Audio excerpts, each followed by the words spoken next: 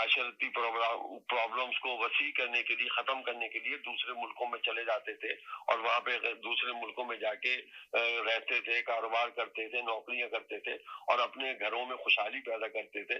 तो क्या इन तमाम तर वाकयात के बाद हमारे लिए मजीद राहें जो है वो मसदूद नहीं हो जाएंगी? क्या हमारे लिए मजीद रास्ते बंद नहीं हो जाएंगे? और बंद नहीं हो रहे।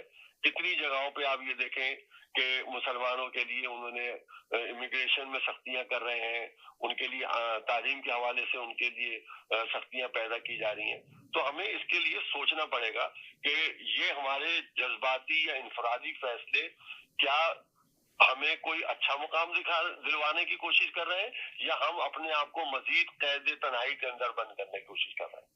आपके भाई के हवाले से सुना, उसके हवाले से भी मैं ताज़ियत करूंगा और उसके हवाले से भी आपने बात की कि देखें अभी 2 दिन परसों का कल का वाकया है मेरे ख्याल से इस कराची एयरपोर्ट के ऊपर जो हुआ है, परसों का वाकया है और मेरे पास इसकी छोटी सी खबर, मेरे पास खबर भी थी, वो भी थी, लेकिन उसमें थोड़ा सा टाइम आना पड़ेगा कि स्टेशन मैनेजर्स के कमरे पहले तो आपको मालूम होना चाहिए कौन से फ्लोर पे होते हैं, किस फ्लोर पे होते हैं। ये तमाम स्टेशन मैनेजर्स के कमरे जो होते हैं वो टर्मिनल वगैरह से ऊपर 5वीं और 6ठी मंजिल के ऊपर, 4th फ्लोर पे था ना, 4थे फ्लोर पे था उसका कमरा और वहाँ पे सीसी कैमरे लगे थे लॉबी के अंदर, रूम में नहीं था जी।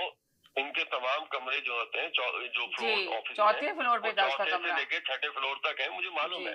वहाँ पे प्रोटेक्टर ऑफ इमिग्रेशन के ऑफिस है, वहाँ पे दूसरे स्टेशन मैनेजर, दूसरी एयरलाइंस के ऑफिस होते हैं। तो अब उसमें देखना पड़ेगा कि क्या दफ्तरी आपस के अंदर कोई मसला है, खुदा न खास्ता उनकी तबीयत खराब हो गई थी, क्या हो गया था, क्योंकि स्टेशन मैनेजर अमूमन अराइवल और डिपार्चर पे एवरी टाइम नहीं होता, उसका काम ऑफिस में ही होता है, ज्यादातर तो वहीं से वो कवर करते हैं। तो नीचे सूरत हाल क्या हुई, कैसे तबीयत खराब हुई, खुदा न खास्ता हार्ट अटैक तो नहीं हुआ, क्या नहीं, लेकिन आने वाले दिनों में उसमें इसमें खबर निकलेगी, बात आएगी।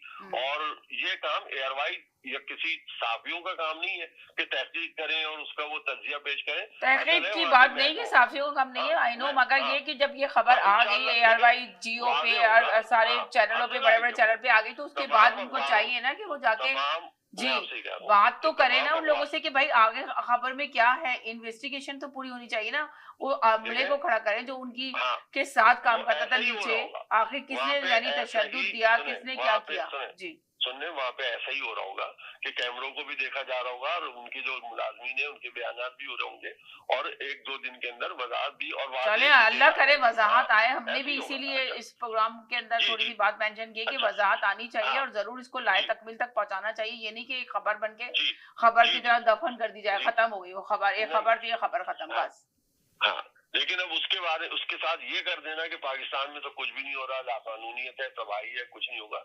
अल्लाह ने चाहा, सबसे पहले तो दुआ में इसलिए है कि अल्लाह मियां उनके मग़फ़िरत फरमाए उनकी और उनके दर्जात बुलंद फरमाए और उनके घर वालों को उसकी सब्र जमील अता फरमाए, उससे हमें ये कहना चाहिए।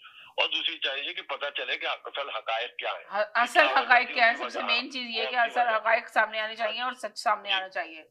थाई एयरलाइन कोई छोटी मोटी नहीं है, इतनी बड़ी एयरलाइन है, तो उनके डिपार्टमेंट लोगों को चाहिए कि जरूर इसकी इन्वेस्टिगेशन करें कि वजह क्या थी।